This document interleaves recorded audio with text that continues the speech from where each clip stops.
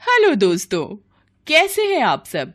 हमारी कहानियां देखने के लिए हमारे चैनल को सब्सक्राइब कीजिए और हाँ, बेल आइकॉन पर क्लिक करना मत भूलिएगा। बड़ी बड़ी रोटियां बेलने वाली गंवार बहू। शांति देवी मोहल्ले की सबसे चर्चित और तेज तर्रार औरत। आज उनके घर में सुबह सुबह का माहौल कुछ अलग ही है। अरे गुड्डन, अरे ओ गुड्डन बहू, अरे कोई इसको बुलाओ। अरे अभी तक रसोई से आवाज क्यों नहीं आ रही? अम्मा, बहू तो रसोई में है, शायद नाश्ता बना रही होगी। नाश्ता बना रही होगी? अरे ऐसे कौन बनाता है नाश्ता? अभी तक रोटी का एक टुकड़ा भी मेरे हाथ में न आया। जा देख जरा। मुकुंद धीरे धीरे रसोई की ओर बढ़ते हैं। अंदर क्या नजारा है वो देखकर उनके होश उड़ जाते हैं। गुड्डन, ये क्या बना रही हो? ये रोटी है या गांव का नक्शा? अरे सुनो जी, हमारे गांव में हम तो ऐसे ही बनाते हैं, बड़ी बड़ी रोटियां। एक तो जल्दी भी बन जाती है और दूसरी सबसे जरूरी बात, सबका पेट भी भर जाता है।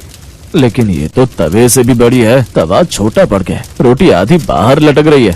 तो क्या हुआ, आधी पक जाएगी तवे पर, आधी पक जाएगी चूल्हे की आंच से। हमारे गांव में तो हम ऐसे ही पकाते हैं। मुकुंद सर पकड़ लेते हैं और चुपचाप बाहर निकल आते हैं, लेकिन उनकी माँ की निगाहें सब भांप लेती हैं। क्या हुआ, क्यों मुंह लटका लिया? अम्मा, आप खुद देख लो, मैं क्या ही बताऊं।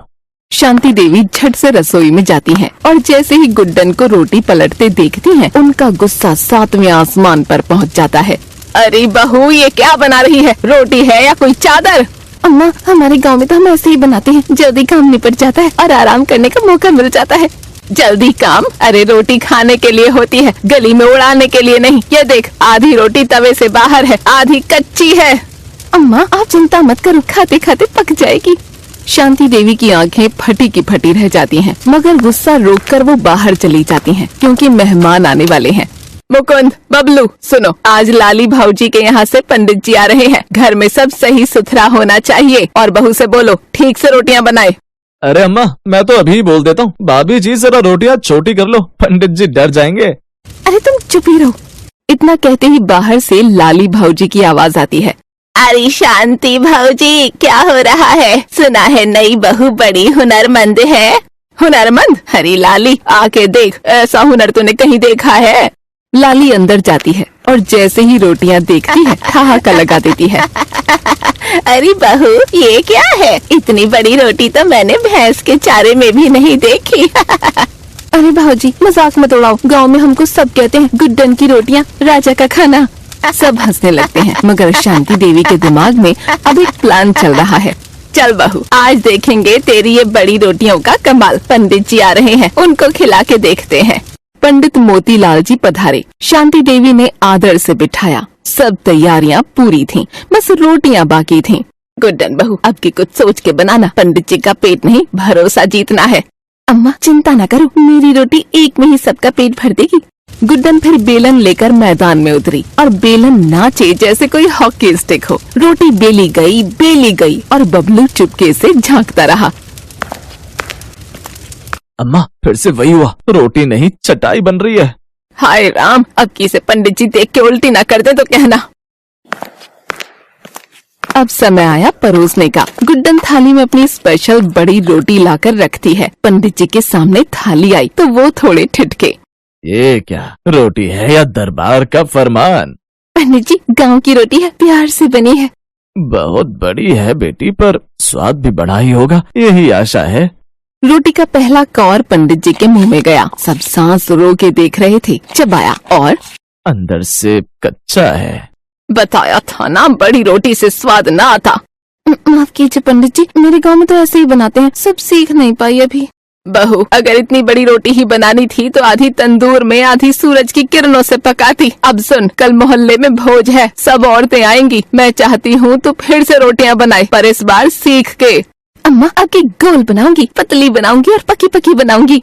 अगले दिन मोहल्ले की चौपाल सजी थी। सब औरतें आईं, जहाँ भोज प्रतियोगिता चल रही है। हर घर की स्त्रियां अपने अपने व्यंजन बना रही हैं और गांव की कुछ बुजुर्ग महिलाएं व पंडित मोतीलाल जज बने हुए हैं। गुड्डन की बारी आखिरी है। हाथ में थाली जिसमें है गोल पतली सादी मगर सौंधी रोटियां, साथ में देसी घी, नींबू धनिया की चटनी और लौकी की सूखी सब्जी। पंडित जी, आप सबसे कहते हैं ना, घर की रसोई में माँ अन्नपूर्णा का वास होता है, तो आज मैंने अपनी रोटी में सिर्फ आटा नहीं, माँ की सीख और अम्मा की डांट भी मिलाई है। पंडित जी मुस्कुराते हैं, थाली हाथ में लेते हैं और एक और मुंह में रखते हैं। हाँ, ये तो सीधा दिल से बनी रोटी है, न ज्यादा घी न दिखावा। अरे गुड्डन, ये तूने बनाई है? इतनी गोल और इतनी नरम। हाँ भाऊजी, इस बार रोटी बेलन से पहले मन में बेल ली, समझ भी पकाई। भाभी, अब तो तवे से रोटी कम और घर में इज्जत ज्यादा निकलती है। गुड्डन, तूने सच में कमाल कर दिया। अम्मा भी देख रही हैं, मुस्कुरा रही हैं। तभी वहाँ सबके बीच शांति देवी आती है। पहले तो वो सख्त चेहरा रखती हैं, फिर मुस्कान के साथ धीरे धीरे सामने आती हैं। बहू, एक बात कहूँ? जी अम्मा, डांटिए मत, अब की बहुत मेहनत की है।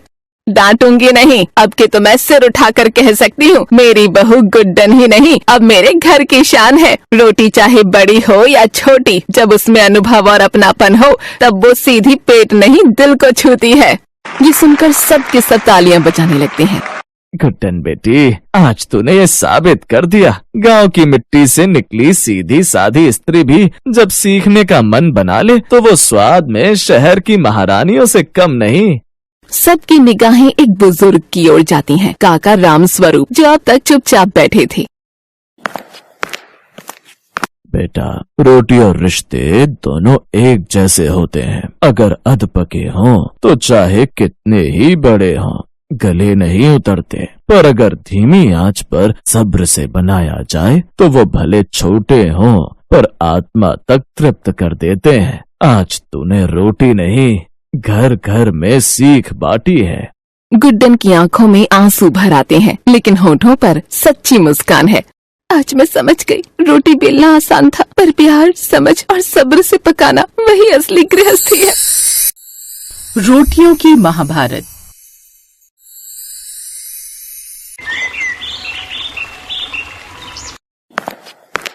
आइए सौंदर्य भाभी, आप भी हम सबके साथ डाइनिंग टेबल पर बैठकर साथ में डिनर कीजिए। हाँ हाँ, आओ नई बहू, हमारे साथ डिनर करो। साथ में पूरा परिवार मिलकर खाना खाए तो प्यार बढ़ता है आपस में। सौंदर्य की नई नई शादी हुई थी। वो जैसे डाइनिंग टेबल पर बैठती है तो सामने रखे खाने पर उसकी नजर जाती है तो ये देख वो हैरान रह जाती है कि टेबल पर सब्जी के नाम पर तो 2 ही सब्जियां हैं, जिसमें से तरीदार सब्जी में शाही पनीर और सूखी सब्जी में मिक्स वेज। लेकिन रोटियां, भाई रोटियों की तो जैसे बाढ़ आ रखी हो।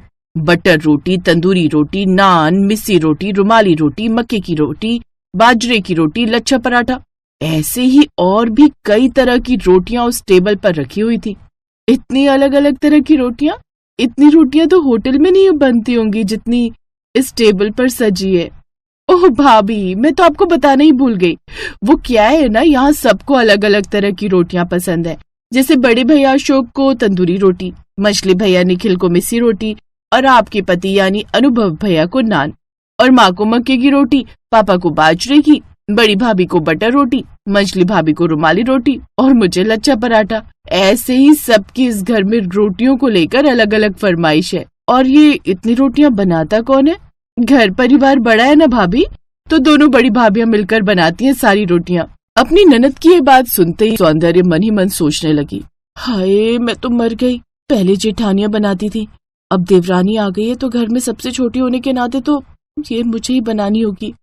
गर्मी में इतनी रोटियां बनाते बनाते तो मुझे नानी याद आ जाएगी। आज तो मेरा पहला दिन है, इसलिए मुझसे इन्होंने रोटियां नहीं बनवाई, लेकिन आज नहीं तो कल ये होने वाला है, फिर मेरा क्या होगा? अरे भाभी, किस सोच में पड़ गई? और ये एसी में भी आपको पसीने क्यों आने लगे? नहीं अब कुछ नहीं, बस वो ऐसे ही, पहला दिन है ना तो घबराहट ज्यादा हो रही है। हाँ समझ सकती हूँ, पता है मेरा भी यही हाल हुआ था जब ब्याह कराई थी। लेकिन तुम रिलैक्स होकर खाना खाओ। क्या रिलैक्स करूँ? पहले ही दिन नई बहू पर इतना बड़ा बम कोई फोड़ता है क्या? अपने मायके में हम 3 लोगों के लिए 10 रोटियां बेलने में मेरी हालत खराब हो जाती थी, तो यहाँ तो क्या ही होगा। अब वो सभी एक साथ खाना खाते हैं, लेकिन उसका ध्यान अभी भी उन तरह तरह की रोटियों पर ही था। फिर खाना खाकर वो सभी सोने चले गए।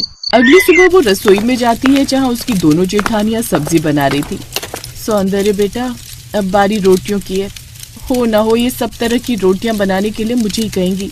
तभी सौंदर्य की बड़ी जेठानी नीलम उससे कुछ कहने वाली थी।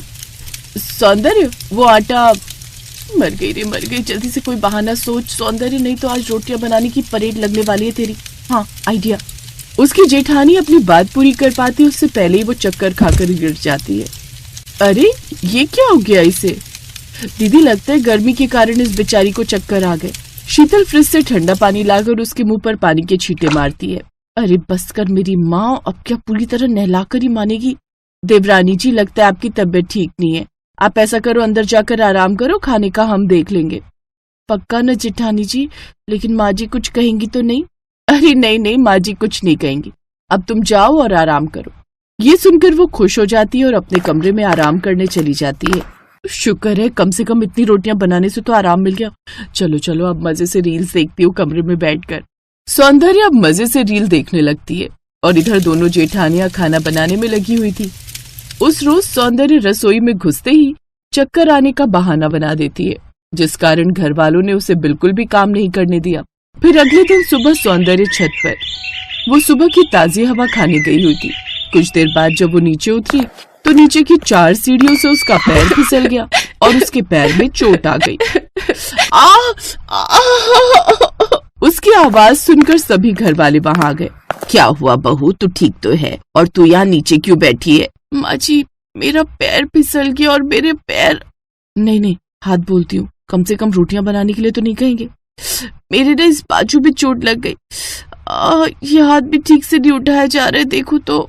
ओहो बहू, तू भी ना अपना ध्यान नहीं रख सकती, देखकर उतरना चाहिए ना बहू। वो तो शुक्र मना ज्यादा चोट नहीं आई। अच्छा चल, अब तू कमरे में चलकर आराम कर। वो सौंदर्य को उठाकर कमरे में लेकर जाने लगते हैं तो वो लंगड़ाकर चलने लगती है। भाभी चोट तो आपके हाथ में आई है ना, फिर आप लंगड़ाकर क्यों चल रही हैं? अरे वो कुछ नहीं, बस ऐसे एकदम से गिरी ना इसलिए। अब कुछ दिन तक वो अपने कमरे में आराम करती है, जिससे वो एक बार फिर रोटियां बनाने से बच गई। लाओ देवरानी जी, मैं तुम्हें खाना खिला देती हूँ। मैं नान और मिस्सी रोटी लाई हूँ तुम्हारे लिए। थैंक यू भाभी, लेकिन कोई बात नहीं, एक हाथ में तो लगी है, दूसरे से मैं खा लूंगी, आप बेकार ही परेशान हो रही हो। खाना देकर शीतल कमरे से चली जाती है। कम से कम यहाँ एसी में बैठकर ये सब खाने को तो मिल रहा है, नहीं तो हालत खराब हो जाती मेरी गर्मियों में रोटियां बेल बेल कर। सौंदर्य जब से ससुराल में आई थी वो हर रोज कोई न कोई बहाना बना रही थी, वो भी सिर्फ रोटियां बनाने से बचने के लिए। और इसी बारे में एक रोज वो अपनी माँ से फोन पर बात कर रही थी। वो तो बस मैं ही जानती हूँ माँ कि कैसे मैं इतनी सारी रोटियां बनाने से बचने के लिए रोज नए नए बहाने बनाकर बचती आ रही हूँ। आपको पता है मुझे यहाँ आए हुए 10 दिन हो गए, लेकिन मैंने अभी तक एक बार भी रसोई की शक्ल नहीं देखी। लेकिन तेरे ससुराल वालों की आदत भी कुछ अजीब नहीं है, बताओ भला, जितने घर में लोग उतनी तरह की रोटी सबको चाहिए। जरा पता करना इस ग्रह से आए हैं या दूसरे ग्रह से आए हैं। वही तो माँ, अजीब डिमांड है सबकी, सबको अलग अलग तरह की रोटी खानी है। लेकिन छोड़ो ना माँ, क्या ही फर्क पड़ता है। अब देखो ना, चोट उस दिन हल्की सी पैर में लगी थी, जो कि उसी दिन ठीक भी हो गई थी, लेकिन बहाना बनाकर मैंने सबको हाथ में बता दी। इससे कम से कम मैं रोटियां बनाने से तो बची गई। उसकी ये सारी बातें बाहर खड़ी उसकी जेठानी नीलम सुन लेती है और वो जाकर सारी बात अपनी सास को बता देती है। मैं सब समझ गई बहू, लेकिन तुम में से कोई भी इस बारे में नई बहू से बात नहीं करेगा और ना ही मैं करूंगी। छोटों की गलती माफ कर देना ही बड़ों का फर्ज है। सौंदर्य की सास बड़ी ही समझदारी से काम लेती है और वो उसे कुछ गलत नहीं कहती है और ना ही उसको ये पता लगने देती है कि उन्हें उसके इन सब ड्रामों की खबर लग चुकी है। फिर 2 दिन बाद, सौंदर्य बहू अब तुम ठीक हो गई हो, तो ऐसा करना, आज तुम रसोई में हलवा बना लेना, मैं और मेघा मिलकर सब्जी बना देंगे और सबकी रोटियां दोनों बड़ी बहुएं मिलकर बना लेंगी। लेकिन सौंदर्य बहू, गाय की पहली रोटी और भगवान जी के भोग के लिए रोटी तुम ही बनाना। जी माँ जी। सास सभी में बराबर काम बांट देती है। ये देख सौंदर्य काफी खुश हो जाती है कि जैसा उसने अपने सास और ससुराल वालों के बारे में सोचा था वैसे वो बिल्कुल भी नहीं थे, बल्कि उसकी सास, जेठानी और ननद सभी उसे खूब प्यार करती और हर काम में उसकी मदद करती। हमें कभी भी किसी को नीचा नहीं दिखाना चाहिए। कभी कभी बड़े अगर अपना बड़प्पन दिखाएंगे तो छोटे खुद ही समझ जाएंगे। जरूरी नहीं कि हमेशा छोटों को नीचा दिखाकर या डांट कर ही कोई काम करवाया जा सके। कभी कभी प्यार और समझदारी से समझाकर भी सही रास्ते पर लाया जा सकता है। साथ ही अलग अलग सोच रखने वाले जब एकजुट हो जाए तो रसोई भी राम राज्य बन जाए। हेलो दोस्तों, कैसे हैं आप सब? हमारी कहानियां देखने के लिए हमारे चैनल को सब्सक्राइब कीजिए और हाँ, बेल आइकॉन पर क्लिक करना मत भूलिएगा।